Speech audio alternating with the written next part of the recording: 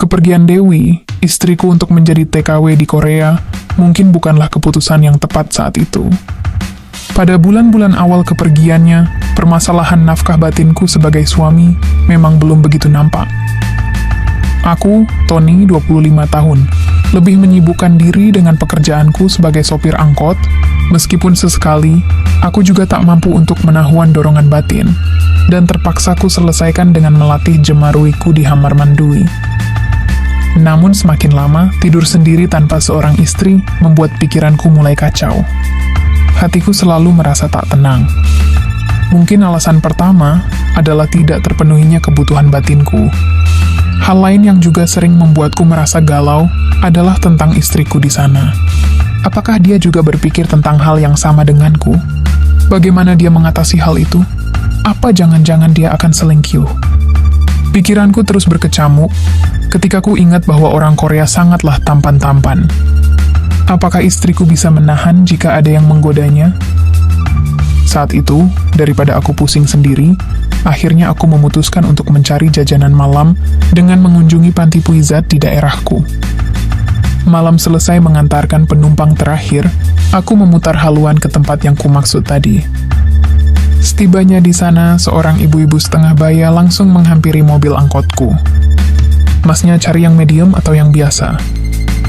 Aku agak bingung dengan istilah yang digunakannya. Tapi tak urung, aku pun kembali bertanya, apa bedanya, Bu?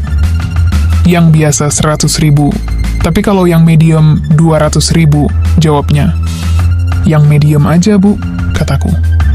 Oke, tunggu di sini sebentar ya, Mas. Aku duduk di bangku depan mobil angkotku dengan membayangkan hal-hal baik yang akan kudapatkan nanti. Ku berharap aku tak kecewa datang ke tempat itu, karena selain biayanya yang lumayan, setidaknya keinginanku bisa teratasi. Saat sedang asik membayangkan hal-hal baik itu, tiba-tiba ibu-ibu tua tadi memanggilku. Masnya langsung saja jalan ke lorong 2, Hamar nomor 3 sebelah kanan. Aku pun mengangguk dan langsung melangkah menuju ruangan yang dimaksud. Sebuah kamar sederhana dengan pintu yang sudah usang. Ketika ku buka pintu, nampak seorang wanita sedang bersantai di tepi defense membela kangiku. Tanpa membuang waktu dan tanpa menyapa wanita itu, segera ku siapkan perahu layarku. Aku melangkah dan menuariknya. Ya, tapi alangkah terkejutnya aku saat aku tahu jika wanita itu ternyata wanita yang masih tinggal satu rumah denganku. Ya, dia adalah adik istriku, Nia namanya. Aku kaget, tapi beruntung wanita itu ternyata bermaksud bercanda denganku. Ia tersenyum dengan mata yang sengaja ditutup kain. Aku malu, jadi nggak masalah kan kalau aku nggak lihat kamu, ujarnya. Aku tak menjawabnya karena khawatir jika aku bersuara, ia pasti mengenaliku. Akhirnya, tanpa membuang waktu, aku berjalan ke arah rerumputan padang Sahara tersebut. Lantunan syahdu pun bergema, suara yang sering kudengar saat kami bercengkrama di rumah. Setelah segala sesuatunya rampung, maka ku rubah haluan negara, lalu kulajukan perahu itu, seperti saat aku mengarungi samudra bersama istriku. Jujur kuakui, bencananya memang sangat berbeda. Bukannya mudah, justru sedikit sulit, karena mungkin usianya masih muda, dan tentu masih sip juga. Dalam kerembangan cahaya lampu temaram, bisa kudapati raut wajahnya begitu tak tenang. Bisa jadi ia senang, atau mungkin malah sebaliknya. Kendati demikian, tetap kulajukan perahu layar itu, meski sesekali tersendat-sendat, karena mungkin faktor usianya. Namun karena aku yang memang telah lama tak mendapat siraman, baru beberapa kali perahu melaju, aku tiba lebih dulu, dengan meletakkan pundi-pundi kebaikan pada wadiahnya itu. Setelahnya, sesaat setelah mengatur kembali laju angin yang datang, wanita itu lantas membuka penutup matanya. Dia terkejut tak percaya, karena yang sedari tadi mendayung sampan adalah kakak iparnya. Hah, Mas Tony? Iya, ini aku Nia, ayo pulang. Mungkin karena sungkan atau apa, Nia lantas merapikan kabinet negara, begitu pula denganku. Kami berdua langsung melangkah pergi menuju rumah. Selama di jalan, aku dan Nia hanya saling diam. Aku tidak berani memulai percakapan karena aku merasa sungkan dengan apa yang telah kami lalui tadi, Sementara Nia sendiri tentu juga malu, karena ketahuan telah bekerja di tempat jajanan itu. "Maafin Mas Tony, ya," kataku sambil terus menatap ke depan, seakan-akan sedang konsentrasi penuh pada jalanan. Nia juga Mas," jawabnya singkat. "Mas tadi bener-bener huilap." Mendengar ucapanku, nampak Nia menunduk. "Kamu kan tahu kakakmu jadi TKW, tadi pun Mas baru pertama kok. Dan asal kamu tahu, ini pertama kali Mas ke tempat itu." Ungkapku berusaha memecah kebekuan antara aku dan adik iparku. "Tapi, Nia makasih loh Mas." Tiba-tiba Nia menjawab dan membuatku terheran. "Maksud kamu?" tanyaku. "Ya, makasih. Sudah jadi pelanggan pertama Nia," jawabnya. "Apa? Jadi?" Belum selesai aku menyusun kalimat, Nia lebih dulu menjawabnya. "Ya, hari ini, hari pertama Nia kerja di sana. Dan Mas Tony adalah orang pertama yang mengambil, ujarnya membuatku kahet bagai disambuar petir. "Tapi Nia beruntung, Mas," katanya membuatku lagi-lagi terheran. "Mama maksudnya?" tanyaku terbata. "Nia senang Mas karena impian Nia akhirnya terkabul. Dan Mas tahu, Mbak Dewi itu manjul Mas. Seharusnya Nia yang jadi istri Mas Tony, dan sebenarnya ibu ingin kita nikah Mas. Karena Mbak Dewi nggak bisa memberi cucu untuk ibu, dan ibu ingin ada anak kecil di rumahnya," katanya. Aku jadi tambah bingung Nia," kataku menyela penjelasannya. "Mas tahu kenapa Mbak Dewi jadi TKW? Dia jadi TKW bukan karena ekonomi, tapi karena jengah disuruh ibu memberi cucu, katanya mencoba membuka sebuah rahasia yang jujur aku sendiri tidak menyadarinya." Apa beneran ibu ngomong kayak gitu?" tanyaku ragu. "Kalau Mas nggak percaya, tanya aja sama ibu Mas," katanya lagi. Selanjutnya, Nia juga menjelaskan alasannya kenapa ia sampai bekerja pada tempat jajanan tadi. Alasannya tak lain, karena ingin mencari pengalaman, dan setidaknya ia tidak kaget saat ada pria yang meminangnya nanti. Meski pada akhirnya pria itu adalah aku, kakak iparnya. Singkatnya, tak lama kemudian, sampailah kami di depan pintu gerbang rumah. Waktu itu sekitar jam 2 pagi. Nia memintaku masuk lebih dulu, untuk memastikan jika mertuaku masih terlelap di kamarnya. Setelah keadaanku pastikan kondusif, barulah aku memberi isyarat pada Nia untuk cepat-cepat menuju kamarnya. Ya, aku memang masih tinggal bersama mertua dan juga adik iparku Nia. Lantaran belum bisa membeli rumah, istriku menyarankan untuk tinggal sementara sampai bisa membeli rumah sendiri. Sesaat setelah Nia masuk ke kamarnya, ibu mertua mendadak keluar dari kamarnya. "Baru pulang, Ton?" sapa beliau saat aku sedang mengunci pintu. Aku mengangguk dan tersenyum. "Mbok buatkan teh ya," katanya menawarkan diri. "Nggak usah Mbok, Tony mau istirahat saja," jawabku.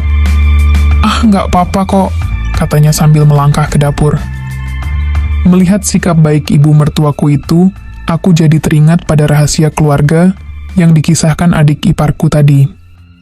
Aku mencoba lebih menerima pada sikap para wanita di sekitarku dan tidak bertingkah sok baik seperti biasanya. Jadi ku biarkan ibu membuatkan teh, sementara aku menuju kamar mandui untuk mencuci muka. Setelah selesai, nampak beliau duduk di meja dengan segelas teh yang ia buatkan untukku. "Ini tehnya, Ton, diminum dulu," katanya. "Iya, Bo. Makasih," jawabku sambil duduk menemaninya di ruang makan. "Ton, Mbok mau kamu jujur sama Mbok," katanya. "Tentang apa, Mbok?" tanyaku. "Selama istrimu jauh, apa kamu nggak kepikiran?" tanya ibu mertua seolah memancuing arah pembicaraan. "Ya kepikiran lah, Mbok," jawabku. "Enggak, maksud Mbok, apa kamu nggak kepikiran ingin, tanya ibu mertua sambil memberi kode dengan kedipan mata. Gimana ya, Mbok? Yang namanya suami? Ya pasti iyalah, Mbok. Tapi, mau gimana lagi?" jawabku. "Ton, kalau kamu nggak keberatan, gimana kalau sama Nia saja? Toh istrimu juga sudah salah, membiarkanmu sendiri kayak gini," ungkap mertuaku yang ternyata senada dengan ucapan Nia tadi. Tapi Mbok, aku mencoba mencari alasan lain. Jangan tapi-tapian, Ton. Mbok kan yo ingin ada suara anak kecil di rumah ini. Kamu kan tahu sendiri, sudah lebih dari 2 tahun istrimu nggak bisa toh. Ibu mertuaku sepertinya sudah mulai mengungkapkan maksud yang sebenarnya. Yo wes lah Bok, Tony akan bicara sama Nia nanti, kataku. Ibu tersenyum kepadaku dan beliau pun nampak bahagia sekali. Sabar Ton, Mbok tahu kamu sudah lama nggak? Itu wajar. Wong Mbok yang sudah tua aja masih ingin kok. Hihihi, kata mertuaku sambil tertawa dan membuatku tersipu. Tapi setelahnya, mendadak beliau beranjak dan mendekat ke arahku. Nanti kalau kamu ngantuk, istirahat di sana aja ya, ujar ibu mertuaku sambil menunjuk kamarnya. Sontak aku kaget, sekaligus heran. Memangnya, kenapa toh Bob? Tanyaku. Pokoknya, ada aja, hihihi, jawab beliau sambil mengambil gelas teh di hadapanku yang telah kosong. Beliau membawa gelas itu ke dapur meninggalkan aku, yang masih berpikir tentang ucapannya itu. Kenapa ibu ngomong kayak gitu? Apa jangan-jangan ibu juga? Enggak, pikirku menggeleng menepis pikiran baik itu. Aku lantas beranjak menuju kamarku, mengabaikan ucapan ibu mertuaku tadi. Tapi ketika aku baru sampai di depan pintu, secara bersamaan, ibu mertuaku mematung di depan pintu kamarnya. Beliau tersenyum saat aku menoleh, lalu secara mendadak beliau memanggilku. Ton, sini, katanya sambil melambaikan tangan, lalu melangkah masuk. Aku sempat terdiam beberapa saat. Entah kenapa, lagi-lagi aku harus dihadapkan pada pilihan yang begitu sulit. Perang batin pun sempat singgah di benakku. Tapi, jika aku pikir lagi, bukankah beliau hanya memintaku untuk menemaninya saja? Setelah menimbang-nimbang, akhirnya kuputuskan untuk menemui mertuaku di kamarnya. Aku membuka pintu, dan nampak beliau duduk di depan meja hias dari kayu. Tapi, melalui cermin rias itu, nampak beliau memperhatikanku, seolah memberi isyarat sunyi untuk menutup pintu.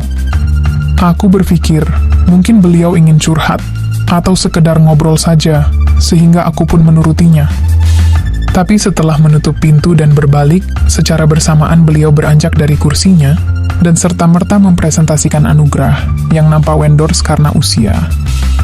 Sontak jantungku dak-dikduk, belum lagi, ketika beliau berputar-putar di depan cermin, lalu melambaikan tangan ke arahku. Sebagai pria yang memang sudah lama tak mendapat siraman, tentu pikiran baikku pun timbul, dan seketika itu hikmah duniaku hormat. Aku tak lagi memikirkan istriku, bahkan rasa hormatku pada beliau pun berubah menjadi keinginan yang ku mengerti.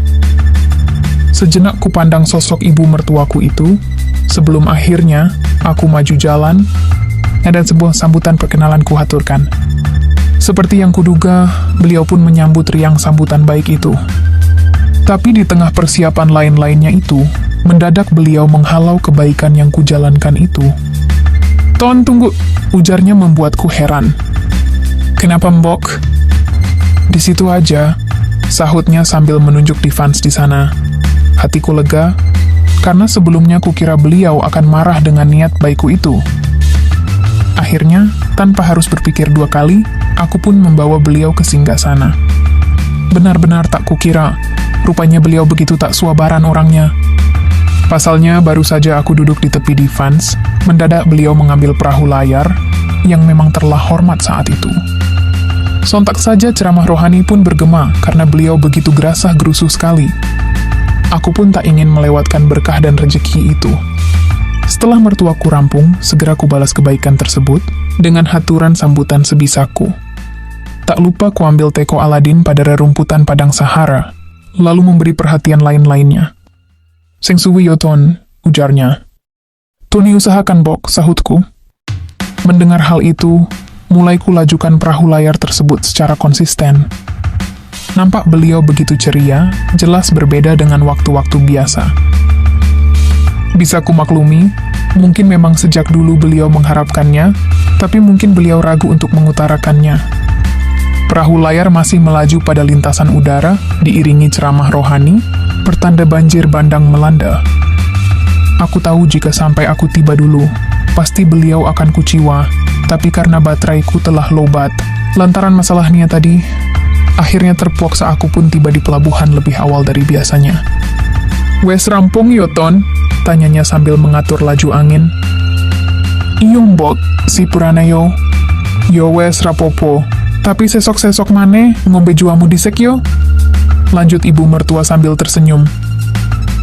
Mendengar itu, aku pun sedikit kaget. Rupanya saat itu bukanlah untuk pertama dan terakhir kalinya. Melainkan besok-besok beliau masih mengharapkan rejeki itu datang kembali. Singkatnya, waktu berlalu begitu cepat.